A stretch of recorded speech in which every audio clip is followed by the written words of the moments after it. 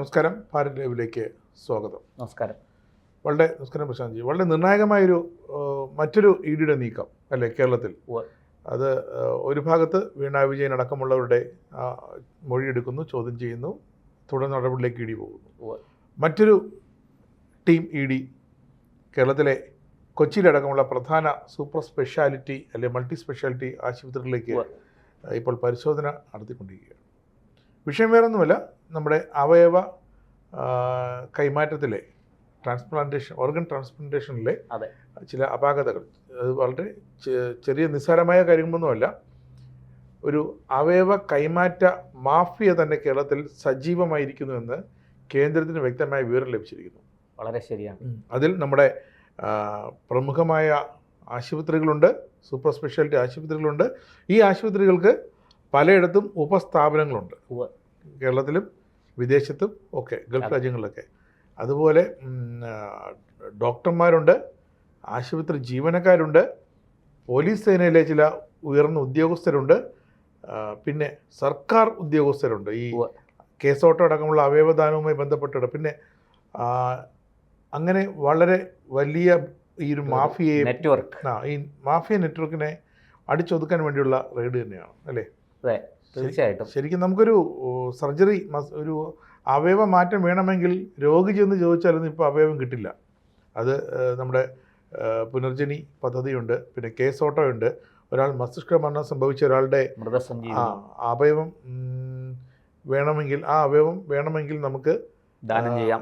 കേസോട്ടോയിൽ നമുക്ക് ആദ്യം കേസോട്ടോ രജിസ്റ്റർ ചെയ്യണം. അപ്പോൾ അതിൻ്റെ സീനിയറിറ്റി അനുസരിച്ച് നമുക്ക് എടുക്കാം. പിന്നെ ഏറ്റവും അടുത്ത ബന്ധുക്കൾ, അച്ഛനമ്മ, ഭാര്യ, മക്കൾ, സഹോദരങ്ങൾ, ഇങ്ങനെ ഏറ്റവും അടുത്ത ബന്ധുക്കളിൽ നിന്ന് മാത്രമേ അവരിൽ നിന്ന് മാത്രമേ സ്വീകരിക്കാറുള്ളൂ. അല്ലാത്തവരൊക്കെ കേന്ദ്ര സർക്കാരിൻ്റെ KSHO ആ ഒരു ഇതിൽ വകുപ്പുകളും ചട്ടങ്ങളും ഉണ്ട്, അതനുസരിച്ച് അതെ ഓർഗൻ ഡൊണേഷൻ്റെ അതിൽ നമ്മൾ കൃത്യമായിട്ട് രജിസ്റ്റർ ചെയ്ത് വിവരങ്ങൾ നൽകിയാൽ മാത്രമേ അനുവദിക്കുകയുള്ളൂ. പ്രത്യേക കമ്മിറ്റിയൊക്കെ ഉണ്ട്.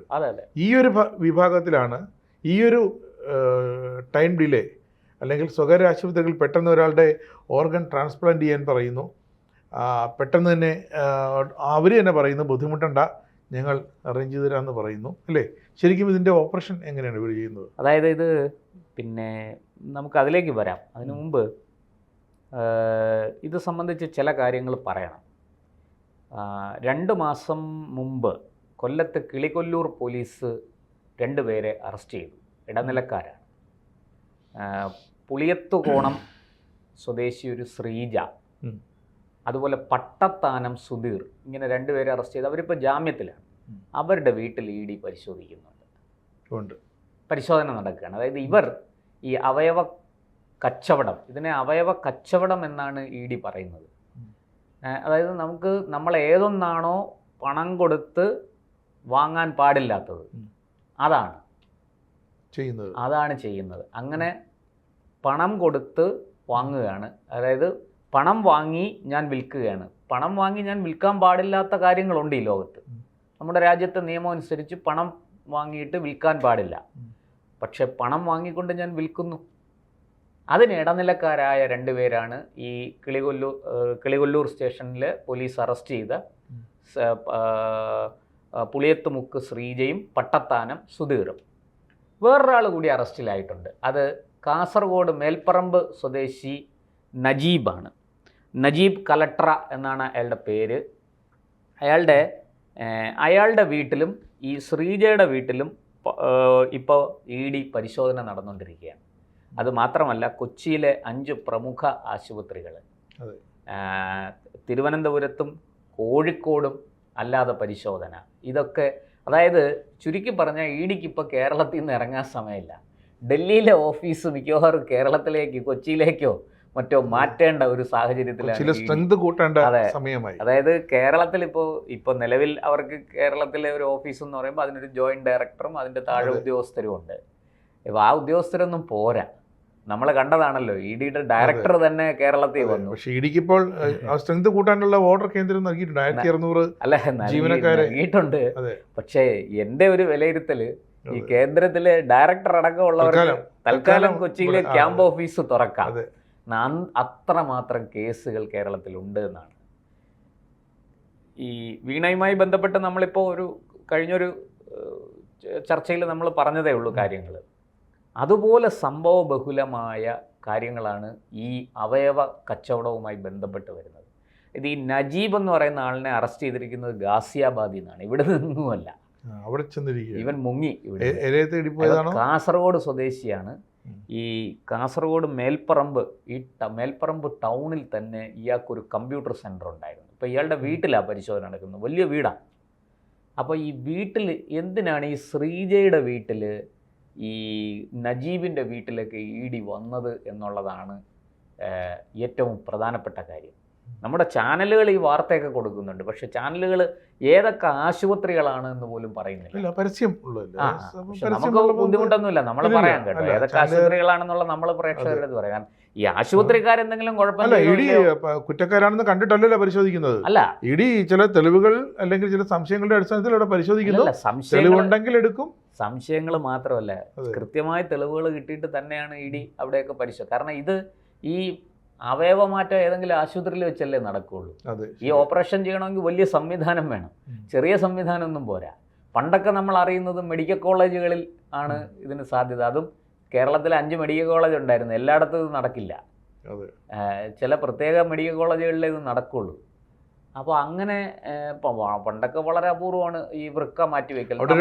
ട്രാൻസ്പ്ലാന്റ് വിഭാഗം വേണം, ട്രാൻസ്പ്ലാന്റ് സർജൻ വേണം, പിന്നെ അതിന്റെ കോർഡിനേറ്റർ ഉണ്ടായിരിക്കണം. അതിന് വലിയ സംവിധാനം വേണം, ചെറിയ സംവിധാനമല്ല.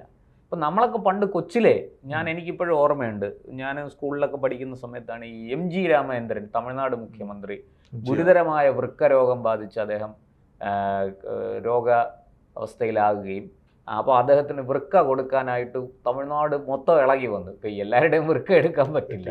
ഈ വൃക്കയൊക്കെ എടുക്കുന്നതിന്, അവയവങ്ങൾ എടുക്കുന്നതിനൊരു നിയമമുണ്ട്. രാജേഷ് ജി നേരത്തെ പറഞ്ഞ പോലെ അടുത്ത ബന്ധുക്കൾക്ക് കൊടുക്കാം. ഈയിടയ്ക്കാണ്, കാരണം ഈ മാഫിയയെ പിടിച്ചു കിട്ടാൻ വേണ്ടിയാണ് ആ നിയമം കൊണ്ടുവന്നത്. അല്ല, അത് എനിക്ക് തോന്നുന്നു ചില കാര്യങ്ങൾ വളരെ നേരത്തെ ഉണ്ട്. അതിനെ ഒന്നുകൂടെ ഒന്ന് എലാബറേറ്റ് ചെയ്തു, കുറെ കൂടെ ഒന്ന് ശക്തിമത്താക്കി. അപ്പോൾ ഈ അങ്ങനെ വൃക്ക പെട്ടെന്നൊന്നും, വൃക്കയല്ല ഏത് അവയവവും പെട്ടെന്നൊന്നും സ്വീകരിക്കാൻ പറ്റില്ല. ഇപ്പോൾ അച്ഛന് മകനോ മകൾക്കോ വൃക്ക കൊടുക്കാം, അമ്മയ്ക്ക് കൊടുക്കാം, അതുപോലെ മക്കൾക്ക് അച്ഛന് കൊടുക്കാം, അമ്മയ്ക്ക് കൊടുക്കാം, സഹോദരങ്ങൾ തമ്മിൽ കൊടുക്കാം, സഹോദരങ്ങളുടെ മക്കൾക്ക് കൊടുക്കാം, സഹോദരങ്ങളുടെ മക്കളുടെ സ്വീകരിക്കാം. ഇങ്ങനെ അല്ല, ഇങ്ങനെ വൃക്കയുടെ കാര്യം മാത്രമേ ഇതിലുള്ളൂ. അതെ, അത് രണ്ടെണ്ണം ഉള്ളത് കൊണ്ടാണ് കൊടുക്കാവുന്നത്. അല്ല, കരളും അതുപോലെയാണ്. കരള് ഫുൾ എടുക്കുന്നില്ല, കരളിന്റെ കുറച്ച് ഭാഗമാണ് എടുത്തിട്ട് വെച്ച് പിടിപ്പിക്കുന്നത്. അപ്പോൾ കരള് സ്വയം വളരും, താനെ മുറിച്ചെടുത്ത ഭാഗത്തിന്. അത് ഒരു 3 മാസത്തെ സമയം ഏറ്റവും കുറഞ്ഞത് അവരുടെ നിയന്ത്രണത്തിൽ, അവരുടെ നിരീക്ഷണത്തിൽ നമ്മൾ കഴിയണം. ശരിക്കും അങ്ങനെയൊക്കെയാണ്. ഇപ്പോൾ അത് കുറച്ചുകൂടെ ഒന്ന് കുറഞ്ഞിട്ടുണ്ട്, ഇപ്പം മരുന്നുകളൊക്കെ അഡ്വാൻസ്ഡ് ആയല്ലോ. ഇരിക്കട്ടെ. അപ്പം ഞാൻ പറഞ്ഞു വന്നത്, ഈ നജീബിൻ്റെ ഈ മേൽപ്പറമ്പിലുള്ള ഒരു കമ്പ്യൂട്ടർ സെൻറ്റർ ഉണ്ടെന്ന് പറഞ്ഞല്ലോ, അവിടെയൊക്കെ റെയ്ഡ് നടത്തിയപ്പോൾ പോലീസിന് പ്രാഥമികമായി കിട്ടിയ വിവരം അതാണ് ഇപ്പോൾ ED അന്വേഷണത്തിൽ എത്തി നിൽക്കുന്നത്.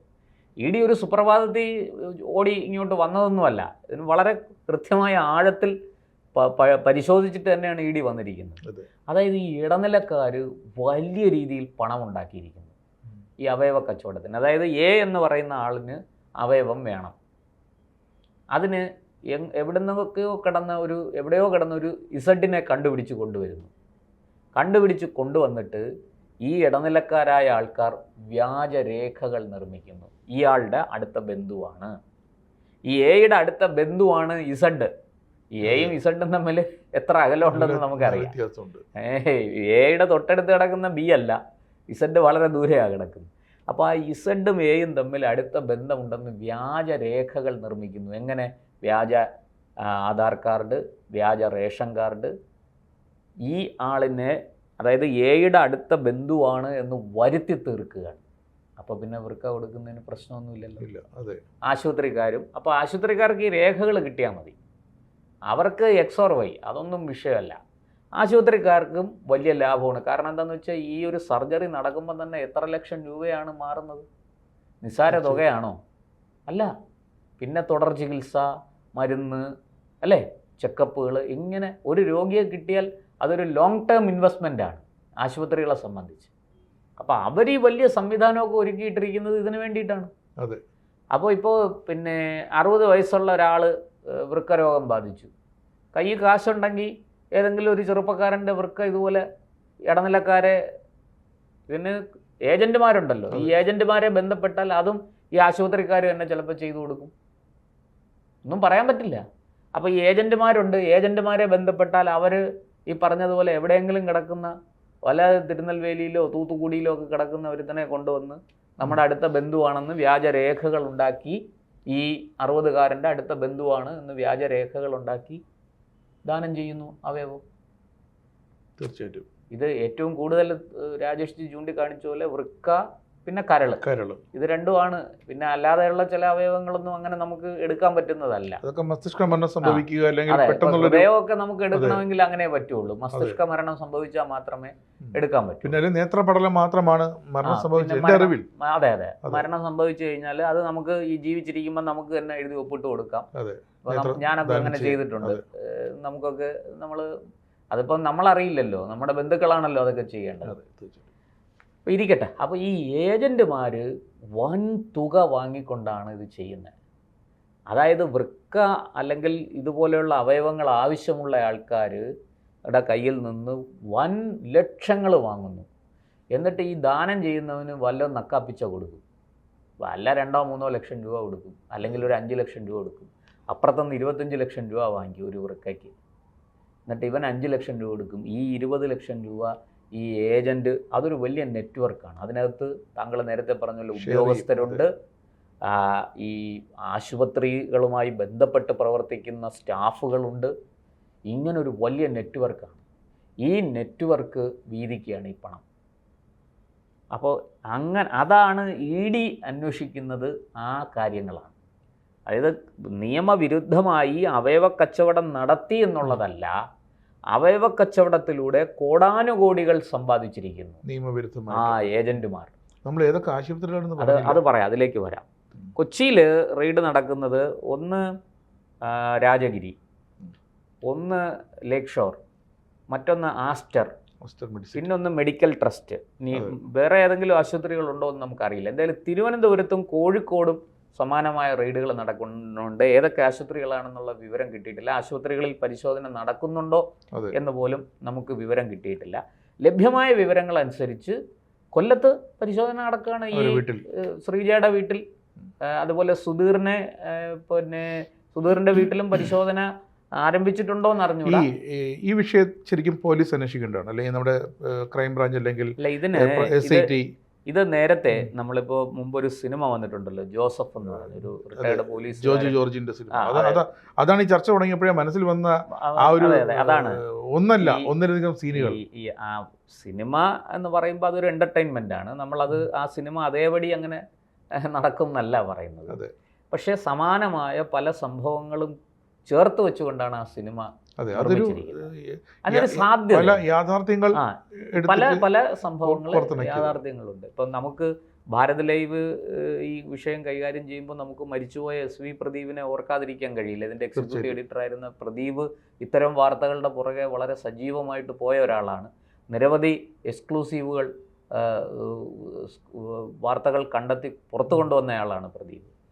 അപ്പോൾ അതുകൊണ്ട് തന്നെ ഈ സംഭവത്തിൽ നമുക്ക് പലതും നമ്മുടെ കൂടി ഒരു ഉത്തരവാദിത്വമാണ് ഇത്തരം സംഭവങ്ങൾ ജനങ്ങളിലേക്ക് എത്തിക്കുക. അതുമാത്രമല്ല, ED ഈ കേസ് അന്വേഷിക്കും. ഞാൻ നേരത്തെ പറഞ്ഞതുപോലെ പോലീസിന്റെ സാധാ SHO, station police, land order police, അല്ലെങ്കിൽ ക്രൈം ബ്രാഞ്ച്, അല്ലെങ്കിൽ പ്രത്യേക പോലീസിന്റെ economic offence special investigation team, കാരണം പോലീസ് മാത്രം ഇവരെല്ലാം അന്വേഷിച്ചതാണ്.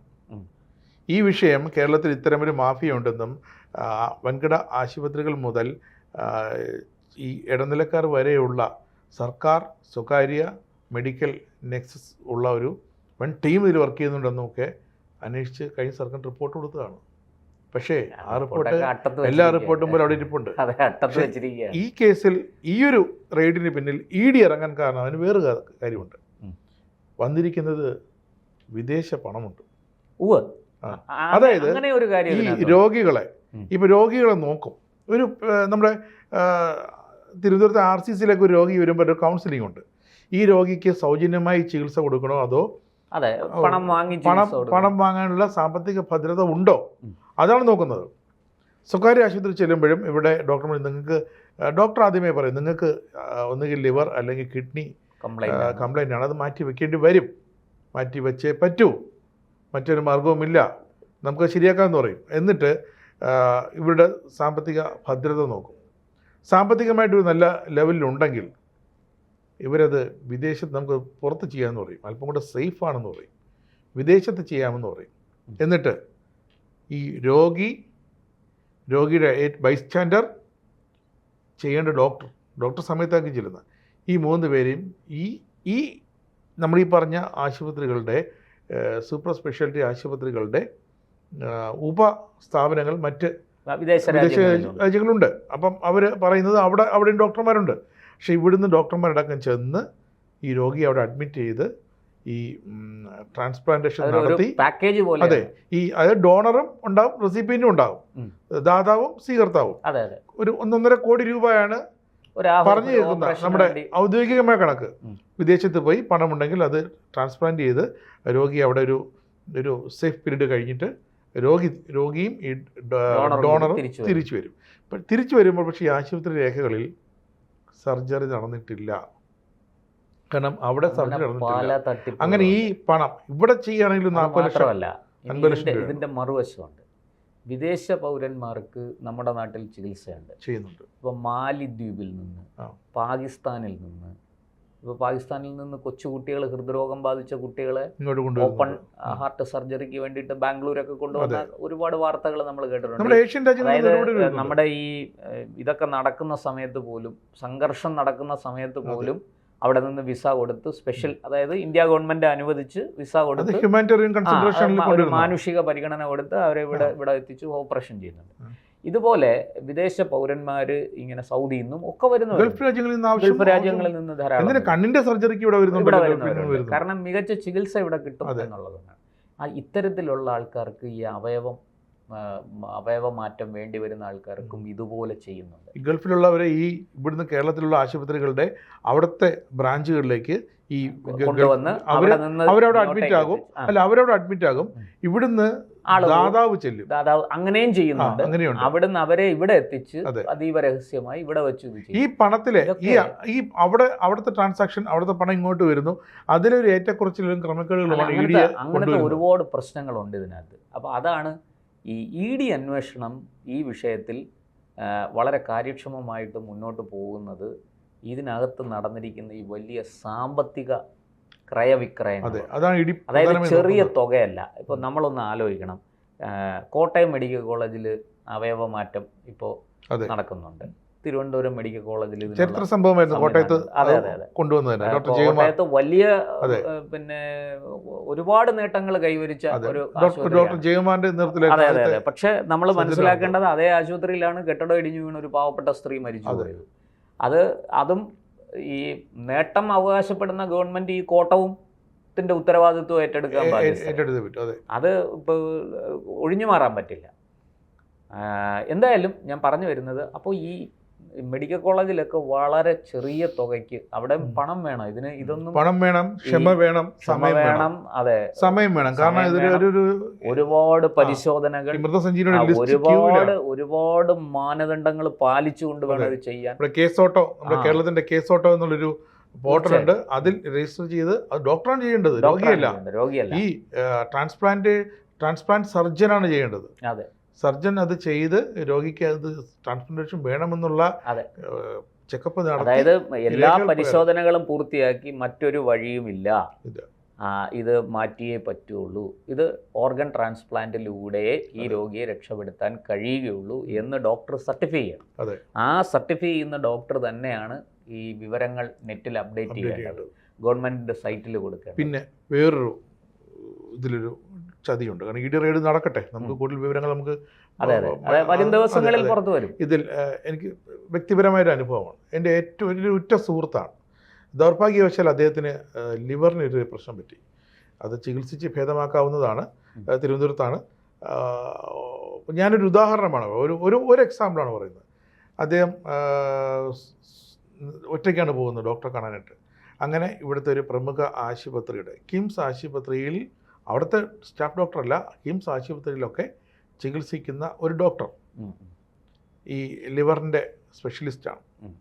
അപ്പോൾ അദ്ദേഹം ലിവറിനാണ് പ്രശ്നം. അപ്പോൾ അദ്ദേഹം ഈ ഇദ്ദേഹത്തെ കാണുന്നു. അദ്ദേഹത്തിൻ്റെ സ്വകാര്യ ക്ലിനിക്കുണ്ട്. അപ്പം എളുപ്പത്തിന് ചെന്ന് കാണുന്നു. അപ്പം അതിനു മുമ്പ് വേറൊരു ആശുപത്രിയിൽ എൻ്റെ സുഹൃത്ത് ചികിത്സയിലായിരുന്നു. 1 വർഷം കൊണ്ട് ഭേദമാക്കി തരാമെന്ന് പറഞ്ഞ് മരുന്നുകളെല്ലാം കൃത്യമായി കഴിക്കണമെന്ന് പറഞ്ഞ് ഡോക്ടർ എഴുതി കൊടുത്തിട്ടുണ്ട്. ഈ ഡോക്ടർ വിദേശത്ത് എങ്ങോട്ട് പോയപ്പോഴത്തേക്കാണ് പെട്ടെന്ന് ഈ മാറി. ഇപ്പം പലരും ഇപ്പം പ്രശാന്തിന് തന്നെ ഒരു അസുഖം വരുമ്പോഴത്തേക്കും പലരിടത്തും ഞാനടക്കം ഇവിടെ ഒരു 5 പേരുണ്ട്, 5 പേരും പറയും, പല അഭിപ്രായം പറയും, 5 ഡോക്ടർമാരെ കാണാൻ പറയും അല്ലേ.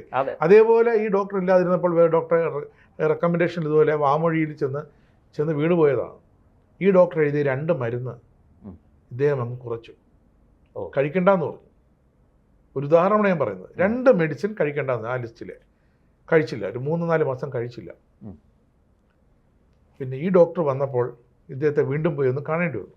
അദ്ദേഹം ചെയ്ത് ആര് പറഞ്ഞിട്ട് അത് കഴിക്കരുതെന്ന് പറഞ്ഞത്? അത് ഇന്ന ഡോക്ടർ പറഞ്ഞു. എന്ത് മണ്ടത്തരോ കാണിച്ചെന്ന് ചോദിച്ചു. എന്നിട്ടും ഇദ്ദേഹം ഈ ഡോക്ടർ, അപ്പോഴത്തേക്ക് ഈ ഡോക്ടറെ വലയിലേക്ക് ആയിപ്പോയി. ഈ ഡോക്ടർ അപ്പോൾ പറയുന്നു ട്രാൻസ്പ്ലാന്റ് ചെയ്തേ പറ്റൂ, ലിവർ കരൾ പകുത്ത് വെച്ചേ പറ്റൂ എന്ന്. മാറ്റിയില്ല, പകുത്ത് വയ്ക്കണം, വേറെ വഴിയില്ല എന്ന് പറയുന്നു. ഓർക്കണം. പക്ഷേ അദ്ദേഹത്തിന് രോഗം മൂർച്ഛിച്ചു. എൻ്റെ സുഹൃത്ത് 1 മാസം മുമ്പ് മരണപ്പെട്ടുപോയി. ദുഃഖകരമായ കാര്യമാണ്. പക്ഷേ ഒന്നും ചെയ്യാൻ പറ്റിയില്ല എന്നുള്ള സങ്കടം ഇപ്പോഴും ഉണ്ട്. കാരണം പിന്നീട് അദ്ദേഹത്തിനെ അവസാനമായി അഡ്മിറ്റ് ചെയ്യുന്നത് തിരുവനന്തപുരം മെഡിക്കൽ കോളേജിലെ സൂപ്പർ സ്പെഷ്യാലിറ്റി ICയിലാണ്. ഒരു 24 മണിക്കൂർ അദ്ദേഹം അവിടെ താണ്ടിയില്ല. രാത്രി അവിടുത്തെ നേഴ്സ് ചോദിക്കുകയാണ്, അവിടുത്തെ ഡോക്ടർ ചോദിക്കുകയാണ്, ഈ മരുന്ന് എന്താ കട്ട് ചെയ്തത്, ഇതെന്താ കഴിക്കാത്ത ഇയാൾ? പ്രിസ്ക്രിപ്ഷനിൽ അവിടെ കാണിച്ചു, ഇയാളെന്താ ഈ മരുന്ന് കഴിക്കാത്തത്? അത് ഇന്ന ഡോക്ടർ പറഞ്ഞിട്ടാണ് ഞാൻ കഴിക്കാതിരുന്നത്. അല്ല, രോഗിയാണ്. രോഗി വെന്റിലേറ്ററിൽ കോമയിലാണ്. അപ്പോൾ ഈ മരുന്ന് നിർത്തിയതാണ് ഇദ്ദേഹത്തിന് ഈ ലിവറിന് ഇത്രയും ഡാമേജ് ആക്കിയത്. കാരണം ഈ മരുന്ന് നിർത്തിയാലേ അദ്ദേഹത്തിന് ട്രാൻസ്പ്ലാന്റ് നടക്കും. ഈ രോഗിയെ ചികിത്സിച്ചുകൊണ്ടിരുന്നാൽ 500 രൂപ വെച്ച് വാങ്ങാനേ പറ്റൂ. അല്ലെങ്കിൽ വയറ്റിൽ നിന്നും മറ്റേ ഫ്ലൂയിഡ് കുത്തിയെടുക്കുന്നതിൻ്റെ എമൗണ്ടേ വാങ്ങിക്കാൻ പറ്റുള്ളൂ. പക്ഷേ ഒറ്റയടിക്ക് ട്രാൻസ്പ്ലാന്റേഷൻ ഫിക്സ് ചെയ്യണം. അതെ, ട്രാൻസ്പ്ലാന്റ് ചെയ്യണമെന്ന് പറയുന്നു, നമുക്ക് ചെയ്യാമെന്ന് ഉറപ്പ് കൊടുക്കുന്നു. പക്ഷേ വേണ്ടേ, 60 ലക്ഷം 70 ലക്ഷം രൂപ ചോദിക്കുന്നു. തീർച്ചയായിട്ടും ഈ 2 മരുന്ന് നിർത്തി ഒരു 3 മാസമായപ്പോഴത്തേക്കും ലിവർ ടോട്ടലി ഡൗൺ ആയി. ആൾ 1 മാസം മരണപ്പെട്ടു. ഇത് പലർക്കും ഇത് അനുഭവം കാണും. അല്ല, ഇത് അതാണ് ഞാൻ പറഞ്ഞത്, ഒരു ഡോക്ടറെ വിശ്വസിക്കരുത്. ഒരു ഡോക്ടർ സെക്കൻഡ് ഒപ്പീനിയനും തേർഡ് ഒപ്പീനിയനും എടുക്കുന്നത് നല്ലതാണ്. ഇങ്ങനെ ഞാൻ പറയാം, ഇതൊരു ട്രാപ്പാണ്. ഇവിടുത്തെ സ്വകാര്യ ആശുപത്രികൾ വയ്ക്കുന്ന ട്രാപ്പാണ്. നമുക്കൊന്നെങ്കിൽ ഇത്തരം കരൾ മറ്റേ നമ്മുടെ കിഡ്നി രോഗങ്ങളിലേക്ക് ചെന്ന് പെടാതിരിക്കാനുള്ള ജീവിതശൈലി നമുക്ക് സ്വീകരിക്കാം. നമ്മൾ വന്നിട്ട് ഇവരുടെ ഇടയിലേക്ക്, എല്ലാ ഡോക്ടർമാരും തെറ്റുകാരെന്നല്ല പറയുന്നത്, പക്ഷേ ഈ പുഴുക്കുത്തുകൾ ഒരുപാടുണ്ട് ഇപ്പോഴും, കാശുണ്ടാക്കാനുള്ളവർ. ഇവിടുന്ന് ഒരു ദിവസം തന്നെ 3-4 ആശുപത്രികളിൽ രോഗികളെ നോക്കാൻ പോകുന്ന ആ ഡോക്ടർ ഉണ്ടല്ലോ, അയാൾ എന്ത് ജനസേവനമാണ് ചെയ്യുന്നത്? കാശുണ്ടാക്കാനുള്ള നെട്ടോട്ടമല്ലേ? അത് മാത്രമേ ഉള്ളൂ, അത്യാഗ്രഹം. രോഗികളോടുള്ളൊരു കമ്മിറ്റ്മെന്റ് ഇല്ലല്ലോ. അല്ല, ഞാൻ പലപ്പോഴും നമ്മൾ ഈ മെഡിക്കൽ കോളേജിലൊക്കെ ജോലി ചെയ്യുന്ന ഡോക്ടർമാരെ പലപ്പോഴും നമ്മൾ മാധ്യമപ്രവർത്തകർ പോലും അവരെ പലപ്പോഴും ഉപദ്രവിച്ചു. നമ്മൾ സമ്മതിക്കില്ല. അവര് സ്വകാര്യ പ്രാക്ടീസ്. എനിക്കറിയാം, മെഡിക്കൽ കോളേജിലെ ഓർത്തോ ഡോക്ടർ 100 രൂപ എന്തോ കൈക്കൂലി വാങ്ങിച്ചു എന്ന് വിജിലൻസ് കൊണ്ട് അറസ്റ്റ് ചെയ്യിപ്പിച്ച മാധ്യമപ്രവർത്തകരാണ് ചെയ്തത്. ക്യാമറ വെച്ച് ഒരു 10-12 വർഷം മുമ്പാണ്. തിരുവനന്തപുരം മെഡിക്കൽ കോളേജിലെ നമ്പർ 1 ഡോക്ടർ ഓർത്തോ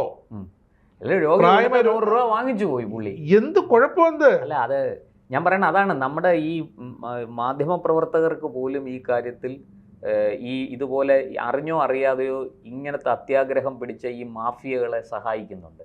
കാരണം ഈ സർക്കാർ ഡോക്ടർമാർ വീട്ടിൽ രോഗി വരുന്നു, കാണുന്നു, എന്തെങ്കിലും 100-200 രൂപ കൊടുക്കുന്നു. അതെന്താ ഇത്ര വലിയ കുറ്റമാണോ?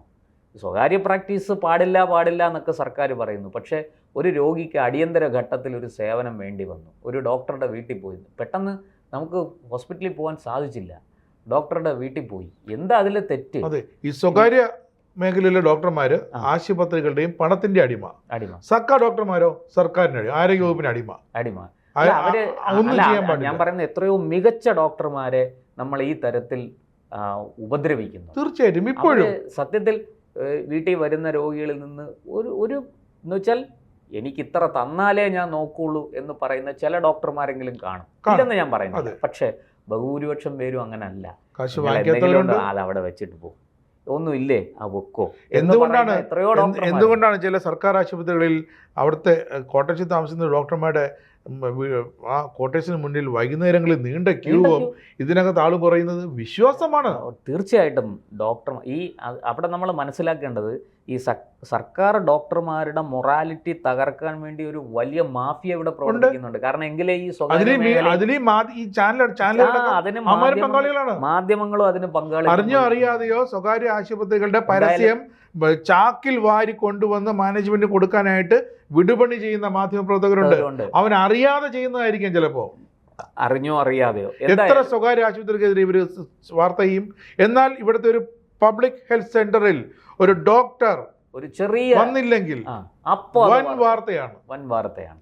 അതുപോലെ ഈ നമ്മുടെ ഈ പല ആശുപത്രികളിലും 100 മെഡിക്കൽ കോളേജുകളിലൊക്കെ 100 കണക്കിന് രോഗികളാണ് വരുന്നത്. ചിലപ്പോൾ ചില കൈപ്പിഴകൾ പറ്റും. ഈ 1000 കേസുകൾക്കിടയിൽ ഒരു കൈപ്പിഴ പറ്റുമ്പോൾ അതിനെ പർവ്വതീകരിച്ച് കാണിച്ച് വലിയ വാർത്തകൾ ഉണ്ടാക്കി ഈ സർക്കാർ ആശുപത്രികളെ താറടിക്കുന്ന കാര്യത്തിൽ നമ്മൾ മാധ്യമങ്ങൾ ഒട്ടും മാധ്യമങ്ങൾ ഇത് ഒരിക്കലും ജേർണലിസം പഠിപ്പിക്കുന്ന കാര്യമൊന്നുമില്ല. ഇതെല്ലാം അവന്റെ മനസ്സാണ്. അല്ല, ഇത് അറിഞ്ഞോ അറിയാതെയോ ഈ മാധ്യമങ്ങൾ സഹായിക്കുന്നത് ആരെയാണ്? ഈ മാഫിയെ. അപ്പം എന്തായാലും ഇപ്പോൾ നമ്മൾ പറഞ്ഞു വന്ന വിഷയം EDയുടെ അന്വേഷണം വളരെ കൃത്യമായി കാര്യക്ഷമമായി നടക്കട്ടെ. അത് ഈ പറഞ്ഞതുപോലെ ഈ ആശുപത്രി രേഖകൾ അടക്കം പരിശോധിച്ച് ഈ ഇടനിലക്കാർ സമ്പാദിച്ച കോടാനുകോടി അതിൻ്റെ പുറത്താണ് അന്വേഷണം നടക്കുന്നത്. അതിലിനി ആരൊക്കെ ഏതൊക്കെ വമ്പന്മാർ കുടുങ്ങും എന്നാണ് അറിയേണ്ടത്. എന്തായാലും ഈ ഇടനിലക്കാർക്ക് നോട്ടച്ചടിക്കുന്ന മിഷനൊന്നും ഇല്ലല്ലോ വീട്ടിൽ. അവർക്ക് ഈ തരത്തിൽ പണം വരികയല്ല. ഈ പണം ഇങ്ങനെ വരണമെങ്കിൽ അതിന് ആശുപത്രികൾ സഹായിക്കണം, ഈ ഡോണറെ കിട്ടണം. അങ്ങനെ ഒരു വലിയ ഒരു പിന്നെ ഈ പറയുന്നത് പോലെ പല തലത്തിൽ ഉദ്യോഗസ്ഥരുടെ സഹായം വേണം. പോലീസ് അടക്കമുള്ളവരുടെ പിന്തുണയൊക്കെ കിട്ടിയാലേ പറ്റുള്ളൂ. അല്ലാതെ ഇതൊന്നും നടക്കുന്ന കാര്യമല്ല. അപ്പോൾ തീർച്ചയായിട്ടും ED അന്വേഷണം ഇതിൻ്റെ മുഴുവൻ ഉള്ളുകള്ളികളും പൊളിച്ച് അടുക്കി ഇതിൻ്റെ യാഥാർത്ഥ്യം പുറത്തു കൊണ്ടുവരട്ടെ എന്ന് നമുക്ക് ഈ അവസരത്തിൽ സത്യത്തിൽ പ്രാർത്ഥിക്കാം. അതെ, അതിലൊരു കാര്യം കൂടി ഉണ്ട്. അതായത് ഈ ലേക്ഷർ ആയാലും കിംസ് ആയാലും ആസ്റ്റർ ആയാലും മെഡിക്കൽ ട്രസ്റ്റ് ആയാലും ഒക്കെ ഇത് അന്ന് സ്ഥാപിച്ചപ്പോൾ ഈ ആശുപത്രി പേരെടുത്ത് തുടങ്ങിയപ്പോൾ ആ മാനേജ്മെന്റ് അല്ല ഇപ്പോഴുള്ളത്. മിക്ക ആശുപത്രികളെയും അന്താരാഷ്ട്ര മെഡിക്കൽ കമ്പനികൾ വാങ്ങിക്കഴിഞ്ഞു. തീർച്ചയായിട്ടും നമ്മള് കേരളത്തിലെ ജനങ്ങൾ വാസ്തവത്തിൽ ഗിനിപ്പന്നികളാണ്. മരുന്നുകൾ പരീക്ഷിക്കാൻ, ഇതുപോലെ അവയവമാറ്റം പരീക്ഷിക്കാൻ ഒക്കെയുള്ള ഗിനിപ്പന്നികൾ. ഒരു ആശുപത്രിക്ക് വേണ്ടി മാത്രം 1000 കോടി രൂപ ഇൻവെസ്റ്റ് ചെയ്ത് ഒരു അമേരിക്കൻ ആശുപത്രി അമേരിക്കൻ ഹോസ്പിറ്റാലിറ്റി ഗ്രൂപ്പ് വരികയാണ് എന്ന് നമ്മൾ ഒരിക്കൽ ഈ ഇടയ്ക്ക് വാർത്ത കേട്ടപ്പോൾ ആലോചിച്ചു, 1000 കോടി രൂപ ഇൻവെസ്റ്റ് ചെയ്താൽ അവൻ എത്ര കോടി കൊണ്ടുപോകും. അതെ, അപ്പോൾ അവരുടെ മരുന്നുകൾ, അവരുടെ ഇതേപോലുള്ള ഇടപാടുകൾ, പരീക്ഷണങ്ങൾ കേരളത്തിലെ ജനങ്ങളെ അവർ ഗിനിപ്പന്നികളാക്കിയിരിക്കുകയാണ്. പരീക്ഷണ വസ്തുക്കൾ. എന്നിട്ട് അവസാനം കോവിഡ് വന്നിട്ട് അതിന്റെ വാക്സിൻ എടുത്തതിന്റെ റിയാക്ഷനാണ്, അതുകൊണ്ടാണ് പെട്ടെന്ന് അറ്റാക്ക് വരുന്നതെന്നൊക്കെ ഒരു മുട്ടാപ്പൊക്കെ ന്യായം പറയും. ഇപ്പോൾ ഈ വൻകിട ആശുപത്രികൾ കാരണം ഈ ആശുപത്രികളൊക്കെ വളർന്നത് ഇപ്പം പണമുണ്ടാക്കുന്നത് ഇത്തരം അനധികൃത രോഗികളെ ചികിത്സിച്ച് പൈസ വാങ്ങിയിട്ടല്ല, ഇത്തരം അനധികൃത കച്ചവടത്തിൽ കൂടിയാണെന്നുണ്ടെങ്കിൽ നടപടി വേണം എന്നല്ല പറയേണ്ടത്. അതെ, ഇതിനെ പറയേണ്ടത് ഇത് നല്ല പച്ച മലയാളത്തിൽ പറഞ്ഞാൽ ഇത് കച്ചവടമാണ്. എന്തായാലും ഇപ്പോൾ ED അന്വേഷണം ഇതുവരെ എത്തിയിരിക്കുന്നു. അത് തന്നെ ഒരു വലിയ കാര്യമാണ്, നിസ്സാരമല്ല. യഥാർത്ഥ കുറ്റവാളികൾ പുറത്തു വരട്ടെ.